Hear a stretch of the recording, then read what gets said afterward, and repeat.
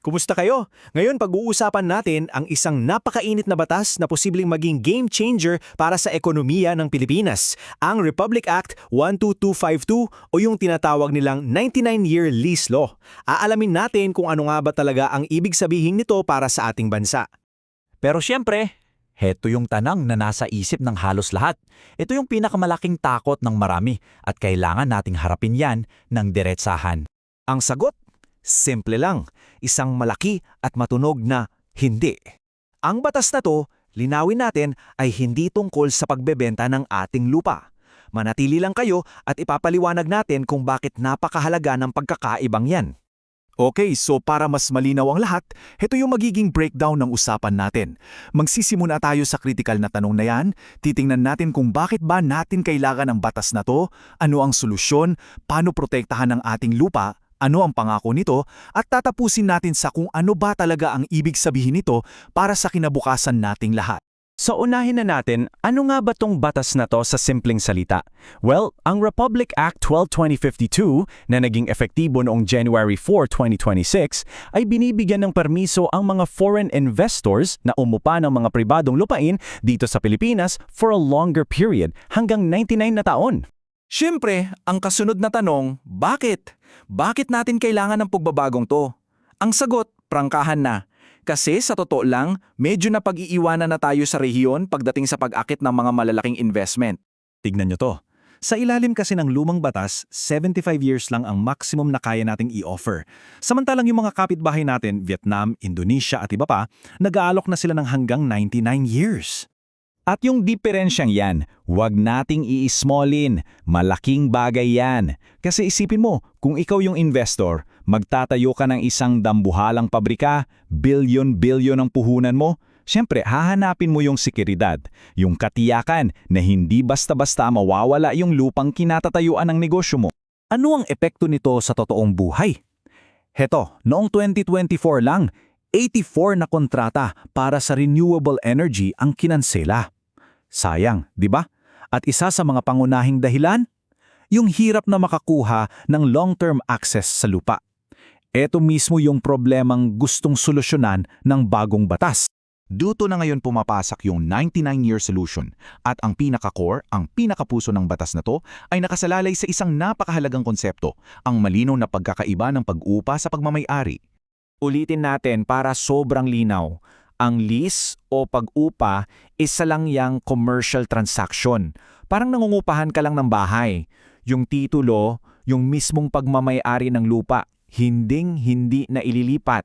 Nananatili yan sa kamay ng Pilipino. So, sinusunod pa rin natin ang ating konstitusyon.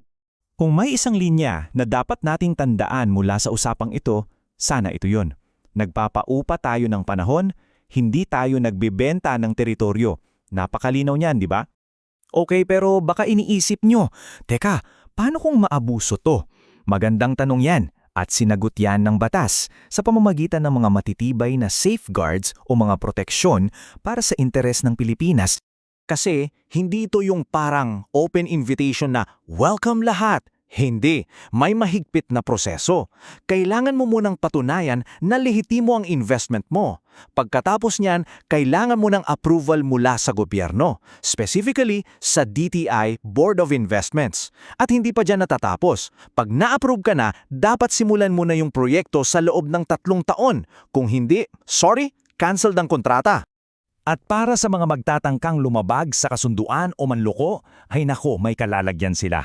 Hindi biro yung mga parusa. Pinag-uusapan natin dito ang milyon-milyong multa hanggang sa posibleng pagkakakulong. Tinitiyak ng batas na seryosong usapang to.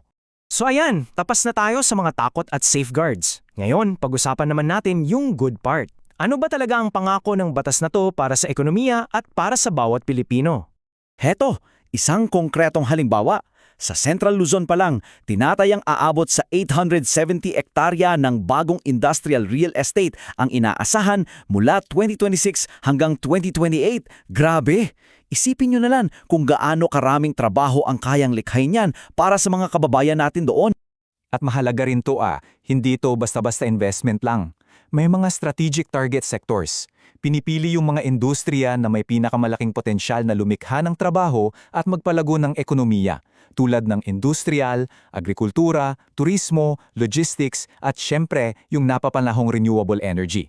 At ang pinakamaganda rito, hindi lang ito para sa Luzon. Ang goal talaga ay ikalat ang pag-unlad sa buong bansa. Cebu, Pampanga, Bacolod, Iloilo, hanggang sa malawak na lupain ng Mindanao. Ang target, makinabang ang buong Pilipinas. So sa huli, ang batas na to ay tungkol sa isang balancing act. Ito yung pagtimbang sa napakalaking oportunidad para sa pag-unlad at sa katumbas nitong responsibilidad na bantayan ito ng maigi. Sa madaling salita, isa itong kalkuladong hakbang.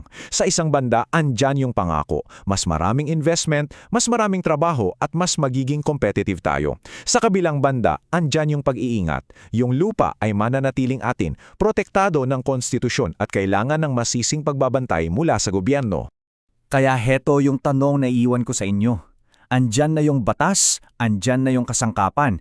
Pero 'di ba, ang isang tool ay kasing husay lang ng gumagamit nito. Ang tunay na tagumpay nito ay nakasalalay sa tamang implementasyon at sa masusing pagbabantay nating lahat. Isa itong malaking pusta sa ating kinabukasan at nasa ating lahat ang responsibilidad na siguraduhing panalo ang bawat Pilipino.